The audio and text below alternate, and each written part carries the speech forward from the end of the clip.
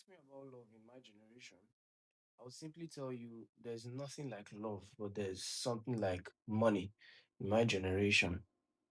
Nobody wants to love, everybody wants to be bought. It's now a major factor of this saying everybody has a price. Name your price. But now we are not using that word very well. Rather, you see someone when you tell the person, "Oh, I love you," and then the next thing they ask is, "Can you take care of me? Can you afford me?" And if you look at it in the sense of it, it's the person giving themselves as a slave because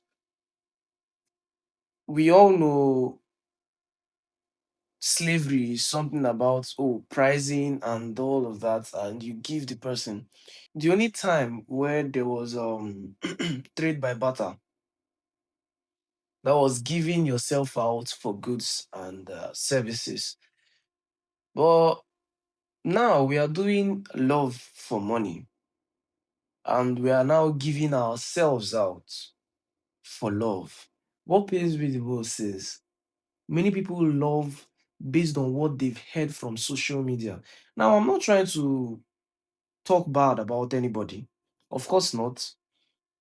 You can decide to listen to podcasts, you can decide to listen to people talk. But the real thing here is simple. Not all advice heard should be taken in.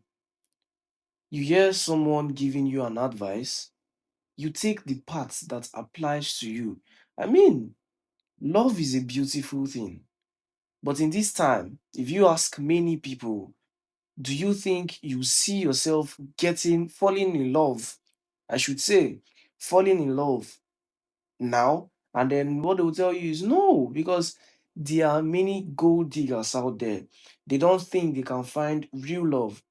Whereas the problem is same gender. So this is it.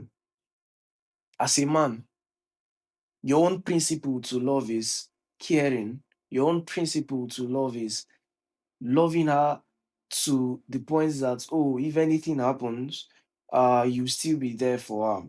And then she met someone that his own principle to love is money. Obviously, she will leave you for the money. But I don't think anybody has sat down to really look into the whole consequences of these actions. I say to myself every day, and I tell people around me, some years to come, there will be so many single mothers out there because they married wrongly, number one. Number two, they married for money. And number three, they just married to please their families and friends. Because tell me why you marry and then you don't love. I understand that love is not a major factor to get married. Yes. But you can't also say, yeah, people have gotten married without love being in the whole picture at first. But you can't also say that those who have the reasoning, the feeling of hate for that person, and then they get married to them, you can't tell me that, oh, as time goes on, they will fall in love or whatever. There are so many pretentious people out there who claims to love a person because of their money, who claims to love a person because of what they can give. And the funny thing is, there are also many males, many men who also want to prove themselves.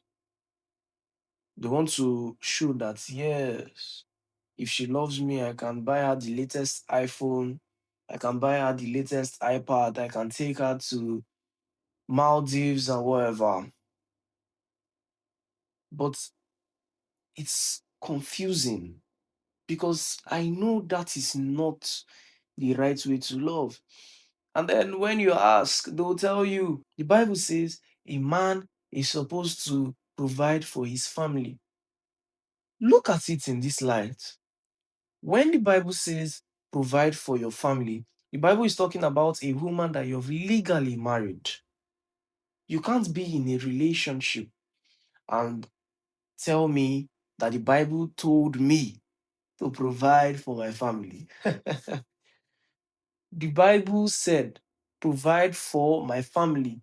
That means I'm providing for a woman that I've legally married, my children. It's as simple as that. I'm not providing for someone who I am in an early stage of a relationship with. I'm not here to tell you do not support your partner or whatever, but I just want you to understand that there's a different meaning to love, and there's also a different meaning to support, and there is a different meaning to obligation. When you understand these three things, then I think love in my generation will be easier because you are not obligated to pay the girl's school fees. You're not obligated to take her out of this country. You're not obligated to care for her. You're not obligated to use your money to take someone out of poverty. And I say again to all my female friends out there, like, wouldn't it be good if your man travels and you don't need to disturb him about money because you got all the bills covered? Wouldn't it be good if your man meets you today and then you open him up to many opportunities?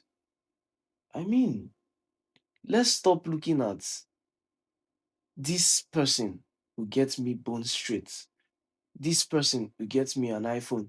And also for the men, I mean, we are not all not guilty. Everybody is guilty. This whole monetization of love has caused many women to seem as an object. Men take them as an object. Oh, you hear some guys say, what's the point of getting married when they can easily do it outside and come back with all fulfillment? So that's to show you how they've turned females to objects. But it is not a topic that, oh, we can actually establish in one day. All I'm saying is simple. Love is not supposed to be monetized. It is not mandatory for me to take care of you. And it is not mandatory for me to break my banks, all because I confess to you that I'm in love with you. If I give you something, what can you give to me? If I give you money, can you give me money too? Don't give me only love. Give me money too. And then let's say the equation is balanced.